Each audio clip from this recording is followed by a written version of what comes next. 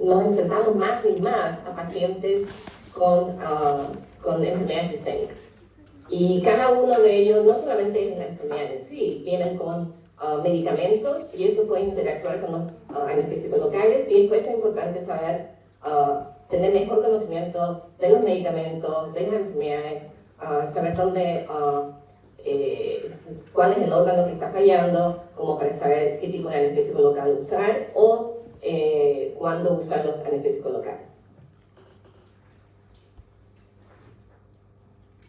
Acá en la siguiente diapositiva acá vemos que cuando administras el anestésico local, lo que va a hacer es atravesar primero, inyectamos hacia la zona del nervio que queremos bloquear o dormir, y para que comience ahí su acción, lo que va a pasar con el anestésico local es que va a viajar hacia el nervio, como si fuera la llave, entra en la célula nerviosa, una vez dentro, bloquea las puertas de sodio de esta célula, y al bloquear estas puertas, el nervio no puede enviar las señales de dolor al cerebro. Y así se produce el adormecimiento de la zona. Una parte de esta solución anestésica es absorbida por la circulación sanguínea y viaja por todo el cuerpo. Perdón. Este anestésico que está en la circulación sanguínea llega al hígado, y ahí el hígado actúa como una planta de procesamiento. Transforma esta anestésico local en sustancia inactiva para que no haga más efecto. Finalmente, esta sustancia inactiva va a viajar a los riñones, y en la riñón lo que va a hacer es eliminar esta solución transformada del cuerpo a través de la orina. En resumen, el anestésico local actúa localmente para bloquear el dolor y luego circula a través de diferentes órganos para ser finalmente pasa por la circulación sanguínea, y cuando pasa por la circulación sanguínea va a pasar por el corazón. Entonces es importante saber que ese es el momento cuando estos anestésicos locales pueden tener una interacción en el corazón. Después pasan al hígado, donde se metabolizan. Después pasan al riñón, donde son eliminados. Por lo tanto, el anestésico local no solamente actúa en la zona donde colocamos la anestesia, sino que es en todo el cuerpo.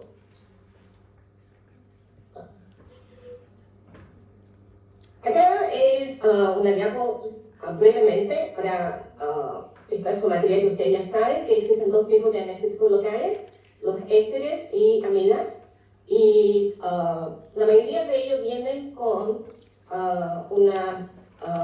aparte de la solución anestésica, vienen con epinefrina. Epinefrina es un vasoconstrictor que generalmente porque estas soluciones son vasodilatadores, necesita de vasoconstrictor para poder retenerse mejor en la zona que queremos adormecer. La única solución anestésica que tiene un poco de efecto vasoconstrictor es la mepivacaína, y esta es una de las soluciones que se usa más ampliamente sin la solución, sin el vasoconstrictor. Frecuentemente encontramos la mepivacaína con al 3% sin vasoconstrictor, y es porque esta es la única solución anestésica que tiene un poco más de efecto vasoconstrictor que las otras soluciones anestésicas, que son principalmente vasodilatadores.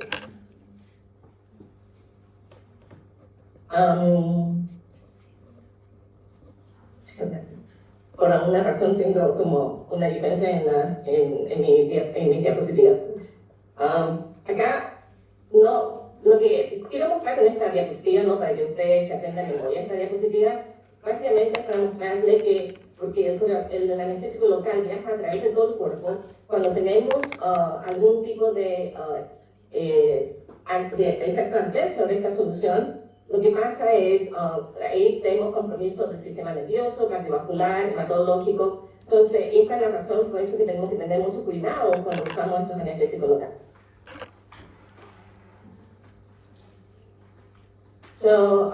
Acá es, básicamente quiero mostrarles acerca de los vasoconstrictores, que ustedes ya saben, lo que hacen básicamente es producir vasoconstricción y evitar que el anestésico difunda rápidamente hacia la circulación sanguínea y lo que hace que el anestésico local permanezca por un tiempo más prolongado en la zona quirúrgica y así evitamos la necesidad de readministración del anestésico local o también disminuimos el sangramiento, lo que permite un ecocampo quirúrgico y definitivamente con el anestésico local porque pueden usar menos solución anestésica.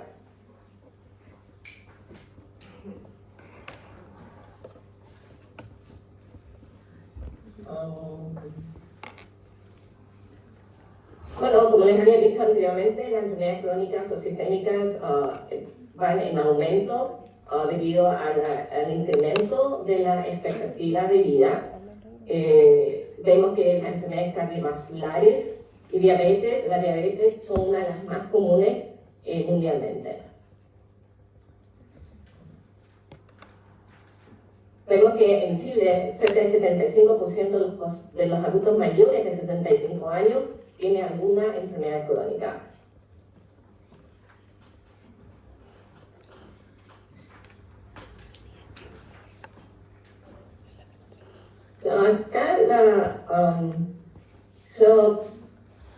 Por lo tanto, es fundamental que como profesionales de la salud estén preparados para tomar las decisiones basadas en evidencias y esto implica una comprensión profunda de cómo estas enfermedades sistémicas pueden afectar la elección de procedimientos dentales y la administración segura de anestésicos locales.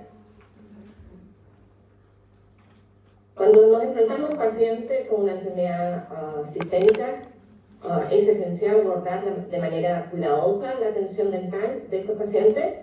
Tienen que hacerse algunas preguntas. Primero es identificación de la enfermedad.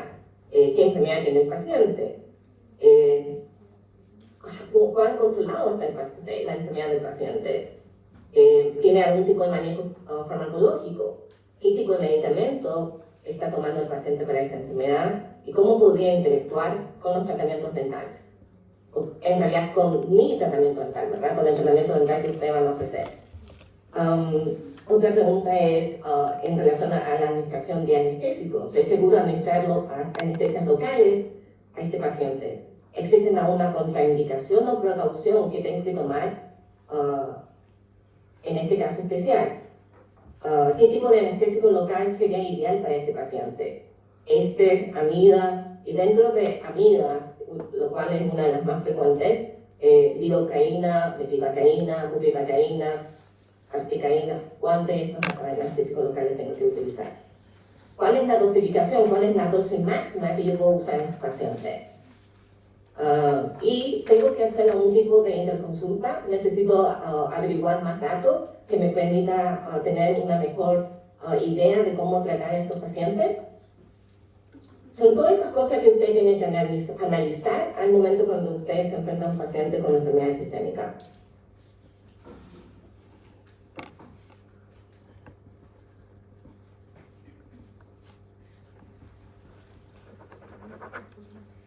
Una de las más prevalentes es la enfermedad cardiovascular, que se destaca por su alta prevalencia clínica. Como ven en esta diapositiva, la gama de patologías cardiovasculares es amplia y abarca condiciones que lamentablemente se han vuelto comunes en las conversaciones cotidianas, no solo en el ámbito clínico, sino también entre familiares, parientes, amigos. Ahora, al entrar en el estudio de las enfermedades cardiovasculares, encontraremos enfermedades como la hipertensión arterial, tenemos, la cual es una de las más frecuentes, tenemos la insuficiencia cardíaca, la enfermedad coronaria, etc. Cada una de estas afecciones representa desafíos específicos en el contexto del tratamiento dental, lo que hace aún más importante nuestra comprensión detallada de cómo manejar a estos pacientes de forma segura y efectiva dentro de nuestra práctica profesional. Previo al tratar al paciente con antecedentes de enfermedades cardiovasculares es esencial actualizar nuestros conocimientos, no solo en la elección adecuada del anestésico local, sino que la técnica de tratamiento, qué tipo de técnica vamos a utilizar en estos pacientes.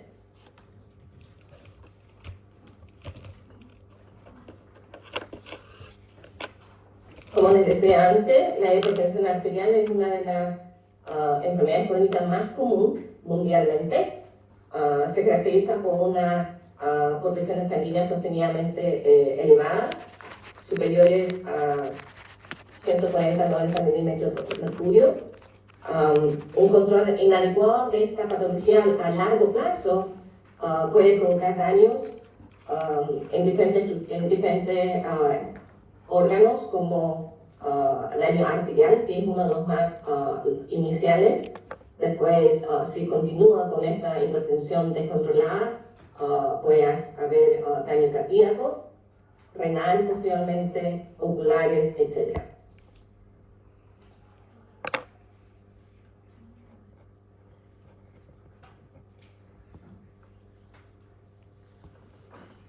Una de las cosas importantes que nos preocupan cuando vemos pacientes con hipertensión es analizar si debemos utilizar vasoconstrictores o no. Hay mucha investigación, bueno, en realidad no tanto, pero ha habido una investigación en relación a los vasoconstrictores, de si es seguro o no seguro usar en pacientes con hipertensión.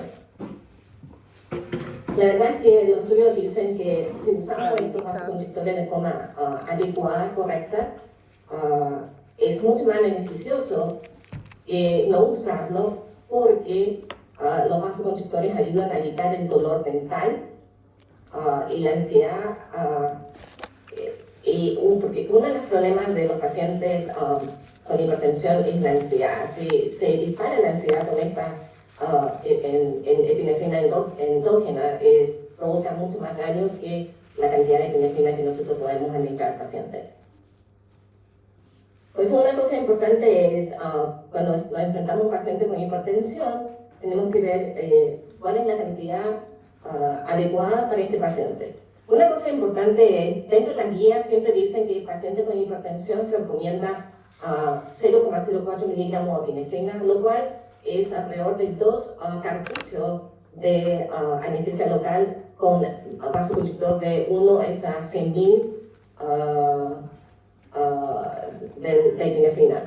Pero esta es una indicación, una indicación más relativa que absoluta. Siempre es importante ver cuál es el grado de control de la presión arterial del paciente.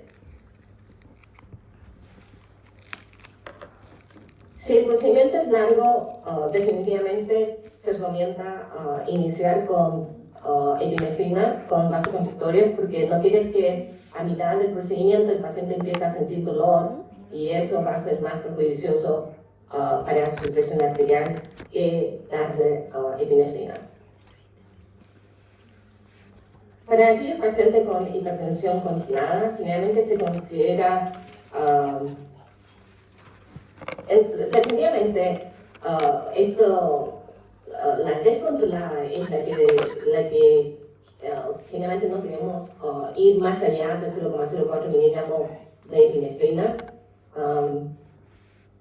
en caso de que el paciente realmente necesite el procedimiento. Si el paciente necesariamente necesita la cirugía, tratamos de no superar 2 cartuchos de anestésicos locales con vasoconstrictor. Y si es posible, trata de usar sin vasoconstrictor. Esto es una sugerencia de la Asociación Americana del Corazón y de la Asociación Americana Dental. Pero insisten definitivamente que esta dosis máxima de anestésicos locales, esta dosis máxima de epinefrina es una indicación relativa, no absoluta. Una de las cosas que mencioné harto el año pasado, en la clase del año pasado, y después el doctor Figueroa me hizo un comentario acerca del tipo de jeringa que hay en Chile, porque una de las cosas que yo siempre decía es que cuando tienes un paciente con una enfermedad cardiovascular, asegúrese de aspirar al momento cuando inyecta el anestésico local, asegura de aspirar primero para saber que la inyección no está dentro de, para evitar la administración de anestésico local intravascularmente. Y acá, bueno, en la diapositiva pueden ver una jeringa en que tiene una punta especial. Esta punta especial se engancha en la goma de los cartuchos de anestésicos locales y lo que hace es, cuando aspiramos, retraemos este como goma de émbolo para producir un poco de presión negativa dentro del cartucho, y eso va a hacer que va a aspirar el contenido que está alrededor de la punta de la aguja. Y si está dentro de la circulación sanguínea, lo que vas a ver es una línea como de color rojo. Eso quiere decir que está dentro del vaso, y lo que tienes que hacer es retirarlo y cambiar el cartucho y readministrar, reinyectar, y de nuevo me asegurarse de aspirar para evitar que el anestésico local con o sin vasoconstrictor no vaya a la circulación sanguínea inmediatamente.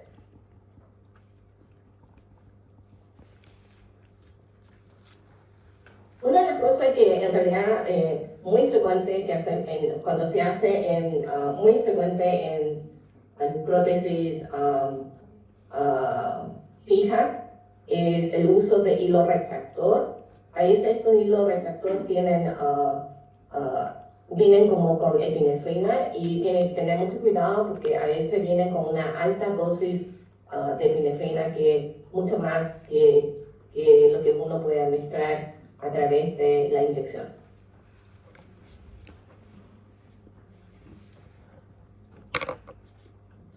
Si un paciente tiene la presión arterial alta y puede estar tomando, lo más probable es que esté tomando un tipo de medicamento para controlarlo. Entre estos medicamentos es bastante frecuente que encontramos los beta bloqueadores, que vienen con dos tipos, beta bloqueadores selectivos. Piensan en ellos como francotiradores. Actúan principalmente solo en el corazón. Son los receptores beta 1, para que el corazón contraiga más lentamente y con menos fuerza.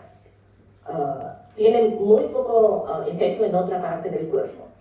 Tenemos otro tipo de beta bloqueadores, que son los beta bloqueadores no selectivos. Estos son como una escopeta, afectan al corazón, a los receptores beta 1, pero también a otra parte del cuerpo, receptores beta 2 que están en otra parte del cuerpo, incluyendo los vasos sanguíneos. Esto significa que estos pueden causar que los vasos sanguíneos se estrechen. ¿Qué significa para nosotros desde el punto de vista de atención dental cuando el paciente esté tomando un medicamento beta bloqueador? Inmediatamente lo que tiene que hacer es pensar en la dosis. Quizá necesitamos una menor concentración de la epinefrina para este paciente, o incluso considerar no dar epinefrina a este paciente. O también podemos elegir otras opciones para el manejo del dolor y evitar que evite complicaciones en el corazón. La verdad que esto es mucho más, los beta bloqueadores es más común con los pacientes con algún tipo de enfermedad cardíaca. Con presión arterial hay algunos que toman beta bloqueadores, pero es mucho más otro tipo de antihipertensivo.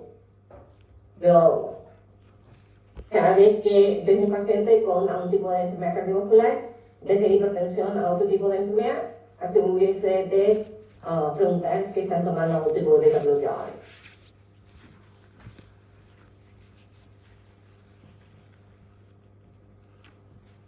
Acá tengo un caso clínico para que ejemplo de hipertensión arterial. Tenemos una paciente de 62 años, sexo femenino, es derivada para la extracción de la pieza 12 y 15. Ambos dientes tienen diagnóstico de caries pulpar. la paciente tiene enfermedad sistémica, como enfermedad sistémica, hipertensión y nada más. Aparte de eso, ella es una fumadora crónica y tiene alergias a la penicilina. Actualmente está tomando atenolol. Generalmente cuando el medicamento termina con LOL, es un beta bloqueador. Hoy día se presenta con una presión arterial de 136, la sistólica, y 87 la diastólica, con una saturación de oxígeno del 98% y un pulso de 59. En este caso, la presión arterial levemente un poco más alta. Lo que hacemos es proceder con el procedimiento. Tenemos que asegurarnos que los signos vitales se mantienen estables. Tratar de minimizar la cantidad de vasoconstrictor. Tratar de no ir más de dos cartuchos de anestésico local. Si pensamos que hay solamente 2 piezas dentarias y están en proximidad, no hay necesidad de darle muchos cartuchos de anestésico local. Si en la zona de la pieza 2 o pieza 15 tiene alguna otra patología como un absceso, quizás lo que tiene que hacer es considerar qué tipo de anestésico local pueden utilizar, lidocaína, articaína, pero siempre pensando cómo limitar un poco el uso del vasoconstrictor. La otra posibilidad es que puede primero anestesiar la zona con metildacaína sin vasoconstrictor y después reemplazar un poco con una lidocaína con vasoconstrictor, y eso ayuda entonces un poco a disminuir la cantidad de vasoconstrictores que tenga que utilizar. Y definitivamente en nuestros pacientes tenemos que usar la técnica para reducir el estrés. El estrés es una de las es más peligrosa que a veces los vasoconstrictores que nosotros podemos administrar.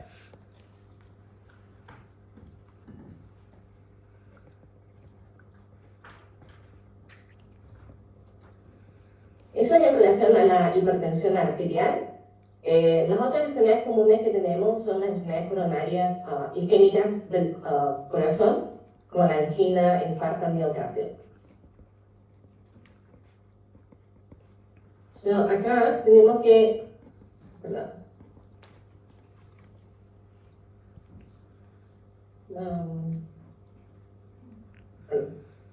Las enfermedades coronarias, perdón, no sé por qué se me fue tengo una desfase del computador que no me permite avanzar directamente en las diapositivas, por eso les pido mil disculpas.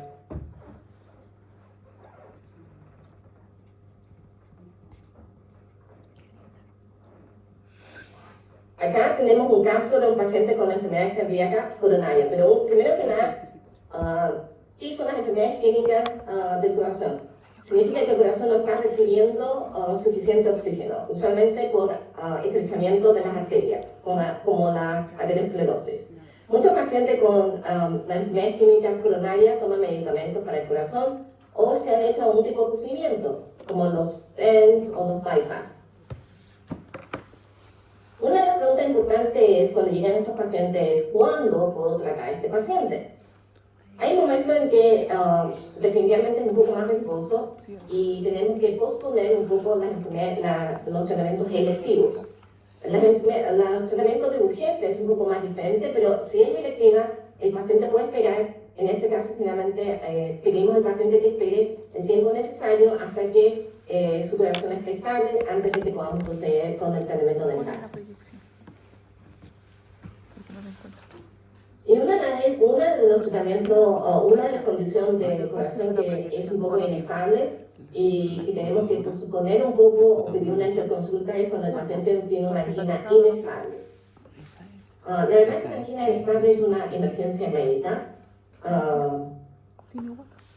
y puede indicar un infarto inminente en cualquier momento. En este caso es preferible esperar. La otra opción es infarto agudo miocardio reciente. Si el paciente tuvo un infarto miocardio reciente menos de 4 o 6 semanas. Pero cuando tú la ves de lado, está un piso. Generalmente no hacemos ningún tipo de procedimiento dentro de 6 semanas. La cortical sinusal. La cortical sinusal es curva.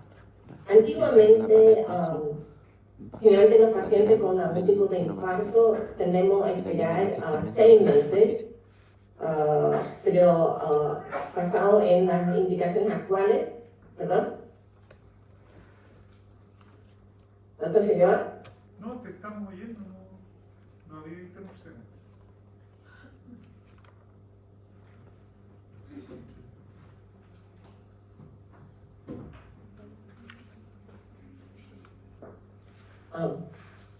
Perdón. Cuando Cuando el paciente tiene un infarto agudo miocardio reciente, generalmente debemos esperar. Deme un minuto. Perdón. Okay. Cuando el paciente tiene un infarto agudo miocardio reciente, se ocurrió hace menos de 4 o 6 semanas, generalmente esperamos. Pero es más de 6 semanas, generalmente se considera bastante estable y podemos proceder.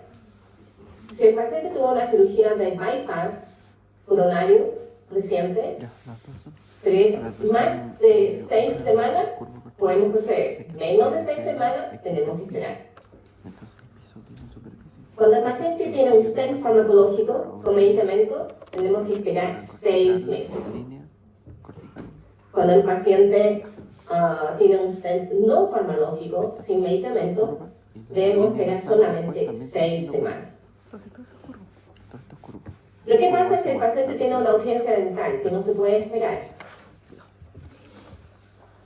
Cuando pasa eso, siempre tiene que consultar al cardiólogo y trabajar en colaboración para ver cómo ofrecer el tratamiento de la mejor forma posible al paciente.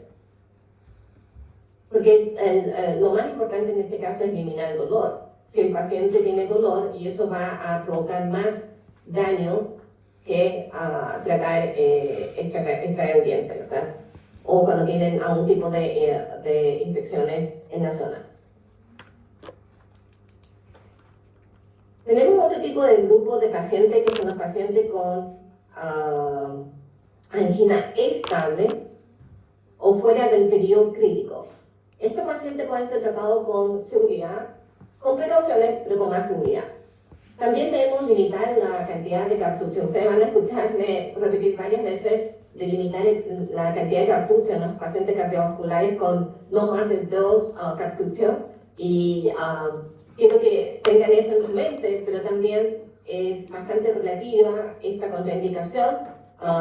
Pero en lo posible, tratar de usar la mínima cantidad posible de vasoconstrictores. Por lo tanto, resumiendo, en las enfermedades cardíacas hay algunos pacientes que podemos usar, que podemos tratar después de 6 semanas o 6 meses del periodo de tratamiento cardíaco que han tenido. Pero lo más importante, independiente de qué estado, en qué situación se encuentra el paciente, lo más importante es asegurarnos que el paciente no tenga estrés y no tenga dolor. Una cosa importante que puede ayudar también a los pacientes con enfermedad cardiovascular es citar al paciente en la tarde en vez de en la mañana.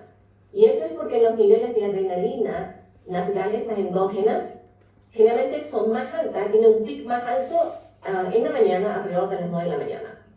Entonces, si citamos a este paciente en la tarde, hay menor riesgo entonces de dar nuestro vasoconstrictor agregado a los niveles de adrenalina o epinefrina endógena que tenga el paciente.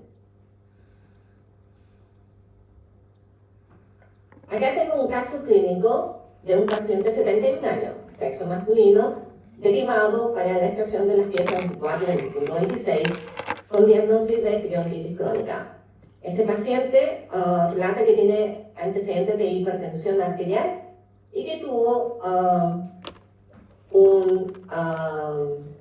un stent farmacológico en el año 2024.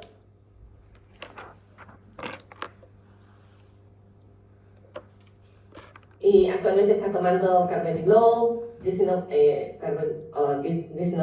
aspirina, y tiene la presión arterial un poco alta, pero dentro del rango aceptable, 143 de sistólica, 89 de diastólica, con una buena saturación de oxígeno y el pulso dentro de los rangos normales. Acá en realidad mi error porque no tenemos que esperar hasta el año 2024. Si el paciente tuvo una cirugía en el año 2025, en abril 2025 debemos esperar 6 meses. Pero si lo tuvo en 2024, la verdad que en este momento, si el paciente está dentro de la rango estable, podemos proceder el procedimiento sin ningún problema.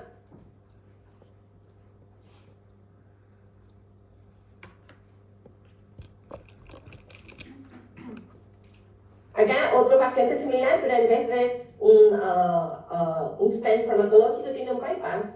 En el año 2024, más de un año atrás, en realidad podemos proceder sin ningún problema. En caso de que tuvo este procedimiento en el año 2025, igual podemos proceder sin ningún problema porque es en abril y ahora ya estamos en julio. Y han pasado más de 6 semanas. Y de nuevo, muy importante evitar dar vasoconstrictor y si necesita vasoconstrictor, tratar de limitar el vasoconstrictor a no más de 2 cartuchos de anestesia local. Tenemos otro caso, en este caso, año 2019, muchos años atrás. En este caso, todo bastante estable, pueden proceder sin ningún problema. Y de nuevo limitando el uso del vasoconstrictor.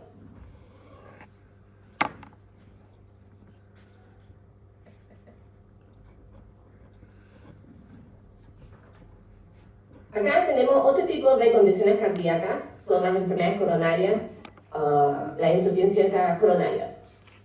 La insuficiencia coronaria es una condición en la cual el corazón no bombea la sangre de manera eficiente. Esto puede hacer que la sangre se acumule, provocando retención de líquidos en los pulmones y puede causar dificultades respiratorias. La verdad es que esta insuficiencia cardíaca generalmente es secundaria a otras enfermedades como enfermedades coronarias, infartos previos, diabetes o hipertensión arterial. Una cosa importante es cuando ves un paciente con insuficiencia cardíaca, tienes que hacer una interconsulta médica para saber cuál es la capacidad funcional actual del paciente, ¿verdad? Generalmente lo vemos con los ecocardiogramas para ver cuál es la fracción de eyección del paciente. Si la fracción de eyección es más de 50%, 55%, el paciente está bastante estable para las extracciones bajo anestesias locales. En este grupo de pacientes, también de nuevo, limitar los vasoconstrictores a no más de 2 cartuchos. Y en caso que se necesite dar vasoconstrictor, es importante hacer un monitoreo cercano, especialmente en nuestros pacientes que toman medicaciones, los digitálicos, como la digoxina, ya que la interacción de epinefrina y la digoxina puede desencadenar algún tipo de arritmia cardíaca.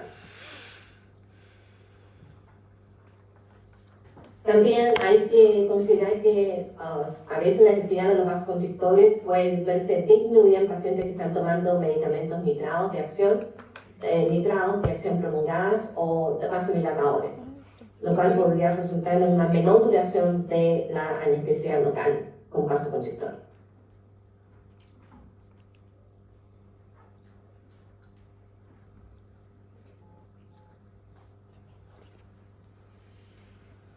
Acá tenemos un caso de un paciente de 71 años que tiene por lo mismo 24, 25, 26 con enfermedad periodontal. El paciente relata que tiene insuficiencia cardíaca, tiene una fibrilación auricular, actualmente está tomando furosemida warfarina y digoxina. Y dentro de los sinovital está dentro de los rangos normales. Lo que hace es enviar una consulta médica para ver cómo está la inyección fracción de inyección, y el paciente tiene una fracción de inyección de 50%.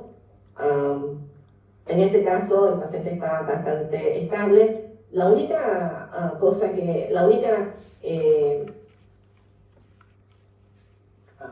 lo único que tenemos que tomar en cuenta en este caso es la warfarina, ¿verdad? Si vamos a hacer una extracción, lo que nos tenemos que verificar es el nivel de del INR para ver que está dentro del rango normal antes de poder proceder para evitar posibilidad de sangramiento. Pero desde el punto de vista de la insuficiencia cardíaca, el paciente está dentro del rango normal y podemos proceder en forma normal, solamente asegurarnos de dar mínima cantidad de vasoconstrictor o no dar vasoconstrictor y proceder con el tratamiento. La verdad que en este caso, la pieza 24, 25, 26, cuando tienen alguna enfermedad periodontal, tienen una tendencia a sangrar un poco más. Si no colocamos vasoconstrictor en la zona, lo más probable es que esa solución anestésica va a difundirse rápidamente. Por lo tanto, cuando empieza a hacer la extracción, el paciente puede quejarse del dolor. Y eso es lo que no queremos. Queremos asegurarnos que el paciente no sienta dolor al momento cuando realizamos la extracción. En este caso, sería más recomendable colocar un poco de vasoconstrictor, asegurarse de que la solución anestésica se mantenga en el lugar donde vamos a hacer el procedimiento quirúrgico y evitar dolor a los pacientes con este tipo de patología.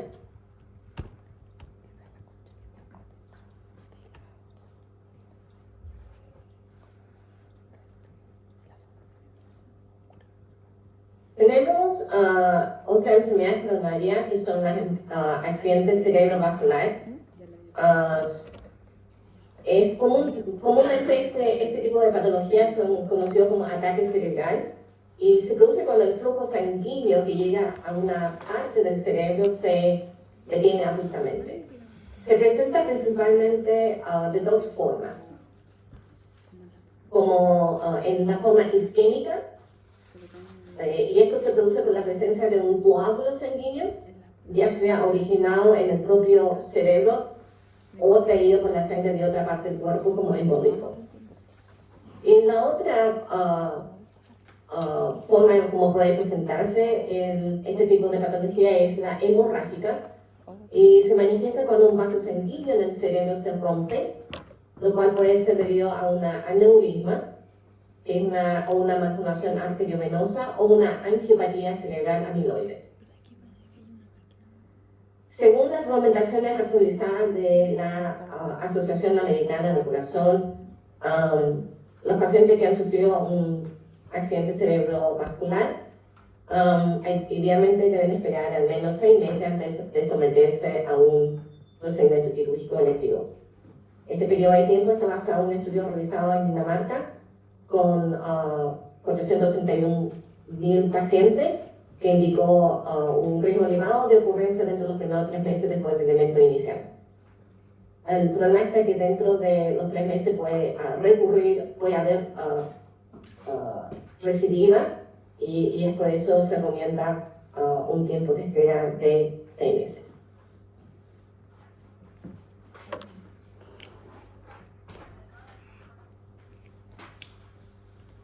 Si el mismo paciente, en vez de tener una insuficiencia cardíaca, ahora tiene hipertensión y tuvo un accidente cerebrovascular en el año 2023, en este caso debemos tomar las precauciones nada más y proceder en forma normal, porque el accidente cerebrovascular ocurrió más de 6 meses.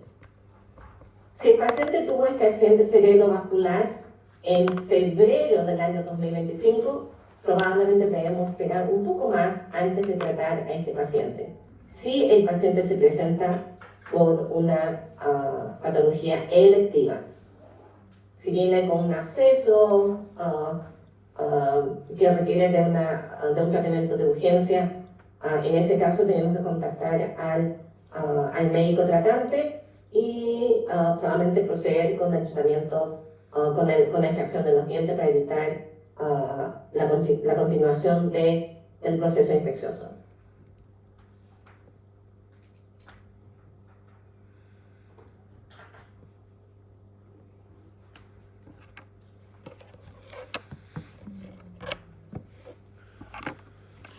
Eso en relación a las condiciones,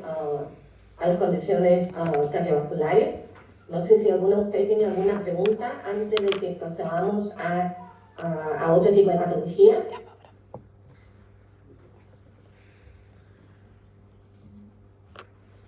¿No? ¿Ok? Las otras enfermedades patológicas que es frecuente que vemos en la consulta dental son los pacientes con diabetes. Es una enfermedad metabólica crónica que se caracteriza por niveles elevados de la glucosa en la sangre y pueden conducir a diferentes tipos de complicaciones en el organismo. Pueden provocar daños cardíacos, hay un riesgo elevado de enfermedad cardiovascular debido al alto nivel de glucosa que puede dañar los vasos sanguíneos y nervios que controlan el corazón. Muchas veces pacientes con diabetes descontroladas generalmente tienen alguna patología cardíaca. Pueden tener daño renal, riesgo de nefropatía diabética puede llegar a la insuficiencia renal. Pueden tener daños vasculares, alteración de la función de los vasos sanguíneos, y eso puede afectar después a la cicatrización del alveolo después de la extracción. Pueden tener daño nervioso, que son las neuropatías diabéticas que pueden causar dolor, hormigueo y pérdida de sensibilidad. A veces lo que puede pasar en estos pacientes que cuando administramos la anestesia local, la anestesia local no responde, la verdad que no, el paciente aún siente dolor en vez de sentir adormecimiento. Y esto pasa es más frecuente con aquellos pacientes con enfermedades crónicas, con dolor crónico, como fibromialgia y otro tipo de condiciones que se considera ahora como dolores nociplásticas, que el paciente no responde al efecto de la solución anestésica, incluso en momentos cuando estamos casi seguros de que la técnica anestésica fue bien administrada, y es porque tienen estos dolores llamados nociplástica en vez de nociceptiva. Idealmente para este paciente, cuando vemos a este paciente tenemos que pedir la hemoglobina glicosilada controlada del paciente. Otra cosa que generalmente hacemos es al día de la extracción tomamos un glucotest para saber si en el momento se encuentra dentro de los rangos normales.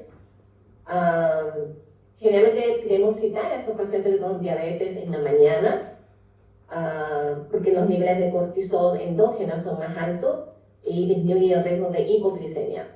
Uno de los mayores riesgos de los pacientes con diabetes, la gente generalmente piensa que es la alza de glucosa sanguínea. En realidad lo que más tememos en los pacientes con diabetes es la hipoglicemia.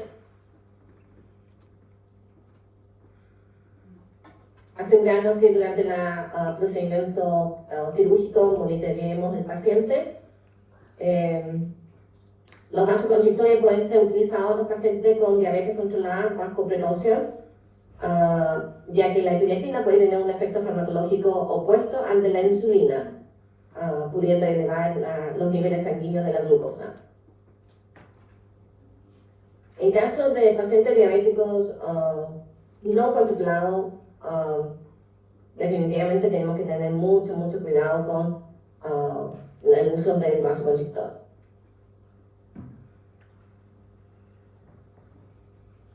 Generalmente se recomienda que el máximo de glucosa sanguínea al momento de cuando tomamos glucotest sea de 180 preprandial o 230 postprandial.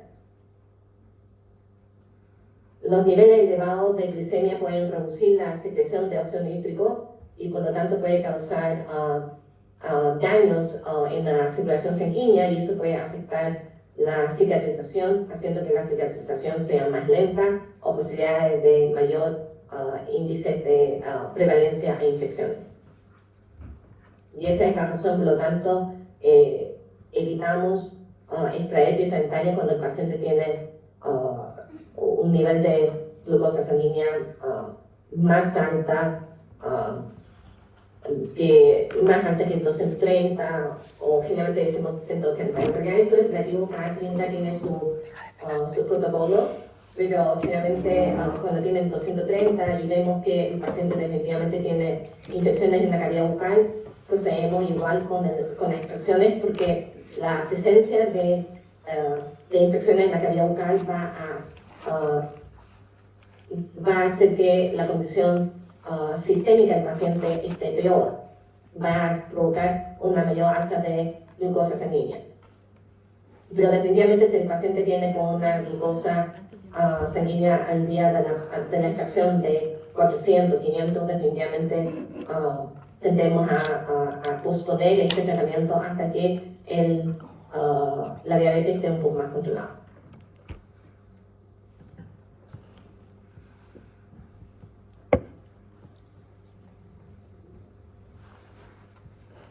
Acá tenemos un caso del paciente que tiene la hipertensión y diabetes tipo 2.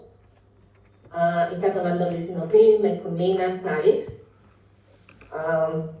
La presión arterial y glucosa está bastante dentro de los límites aceptables. El paciente dice que desayunó y tomó medicamento 1 hora antes de la extracción. Lo que tenemos que hacer, como tiene una glucosa sanguínea menos de 180, la verdad que podemos proceder sin ningún problema. La cantidad de vasoconstrictor es más relacionada con la hipertensión que la diabetes. Tratar de citar a este paciente en la mañana. Una cosa importante es que este paciente está tomando Plavix, lo cual es lo que generalmente no suspendemos acá este tipo de medicamento y la verdad es que no vemos mayores niveles de sangramiento post extracción.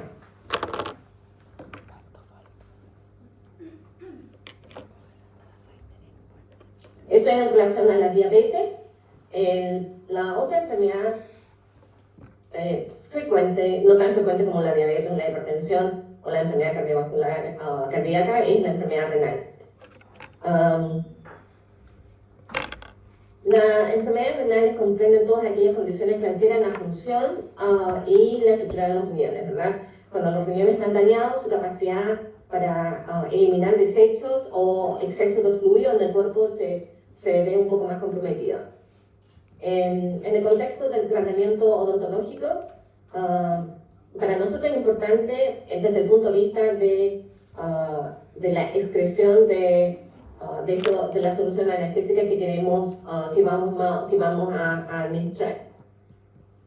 Por lo tanto, a veces tenemos que hacer un poco de ajuste de dosis, no tanto de los anestésicos locales, a menos que colocamos una cantidad inmensa de anestésico local, pero es mucho más en relación a los medicamentos que podemos dar al paciente como después de la extracción, como los medicamentos para el dolor. Eso es lo que tenemos que tener un poco más de precaución y tomar, asegurarnos de que tratar de no dar medicamentos que tengan una excreción renal.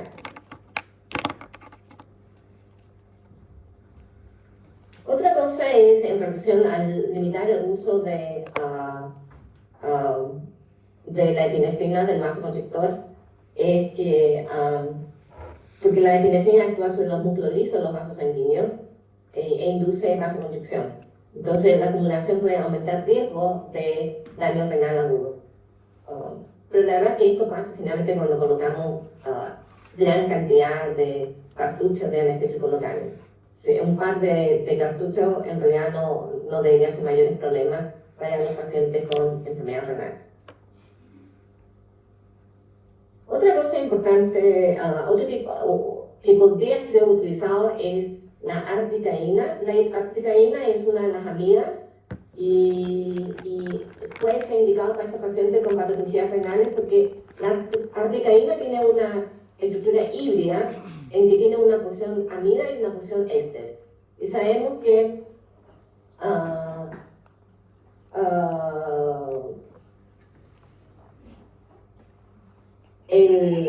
la metabolización puede variar un poco y eso puede mejorar un poco más entonces en estos pacientes durante la excreción del fármaco.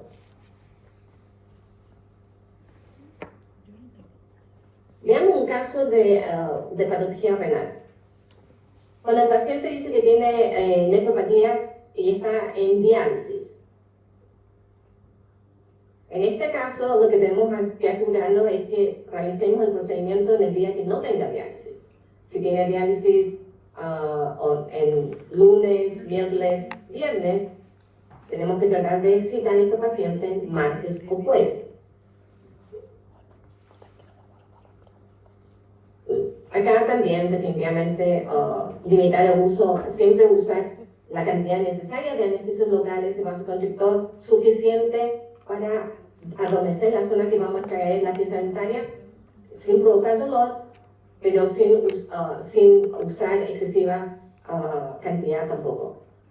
Asegurarnos de usar jeringa con aspiración si es que tenga la posibilidad y monitorear los signos vitales antes y después del procedimiento.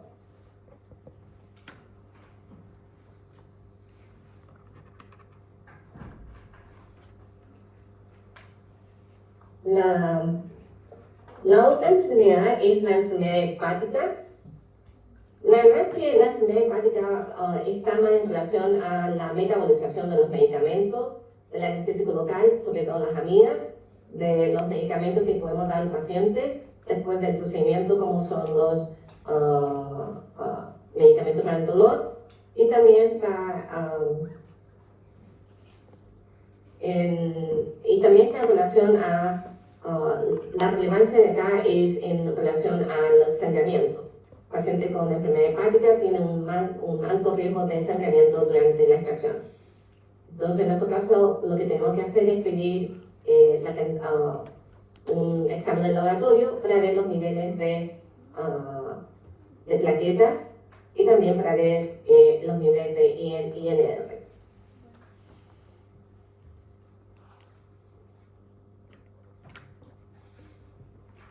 En relación a las anestésicos locales como opción, la verdad es que lidocaína, metilocaína, en realidad en pacientes con enfermedad hepática, a pesar de que son metabolizados en el hígado, igual pueden ser utilizados con moderación y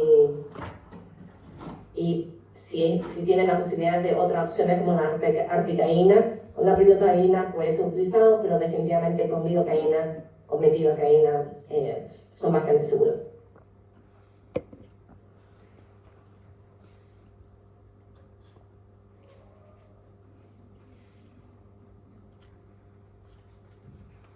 Ya tenemos un paciente con enfermedad hepática.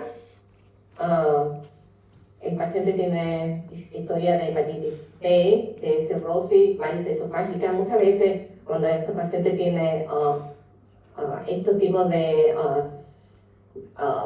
diagnosis, generalmente el paciente tiene historias de alcoholismo. En este caso, nuestra mayor preocupación, más que el uso de anestésico local, es el sangramiento. Y definitivamente, porque sangra, hay mayor riesgo de sangramiento, tienes que pensar que definitivamente vas a tener que usar vasoconstrictor. Si no usa vasoconstrictor, al momento cuando trata de sacar el diente, de extraer el diente, lo que va a pasar es el paciente probablemente va a sentir dolor. Aumento de sangramiento, mayor difusión del anestésico local hacia la circulación sanguínea. Por lo tanto, el tiempo de efectividad de ese anestésico local va a ser mucho más corta que el paciente que no tiene alto nivel de sangramiento.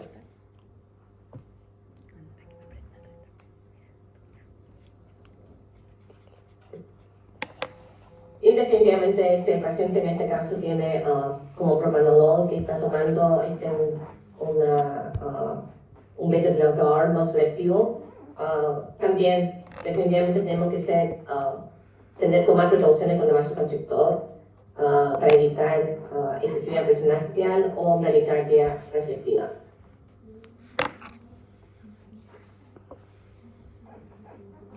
Y por último, parece que estoy un poco, más del tiempo que necesito. Acá tengo un pequeño como tal de resumen para la diferente enfermedad que hacer y van a ver que básicamente es tratar de minimizar, pero no hay una contraindicación absoluta para decir que no puedes exceder más de cierta cantidad. Esto básicamente es la decisión que tienes que tomar, la decisión clínica que tienes que tomar basado en cada paciente. Cada paciente es diferente y dependiendo de la razón por qué viene a tu sillón dental, de cómo está la situación de la cavidad bucal, de cómo está en general el estado físico del paciente, el control de la enfermedad, y eso es lo que va a permitir que tú tomes una mejor decisión de cómo tratar a este paciente. Y creo que esa fue la última diapositiva. Muchas gracias y mil disculpas por la extensión de esta clase.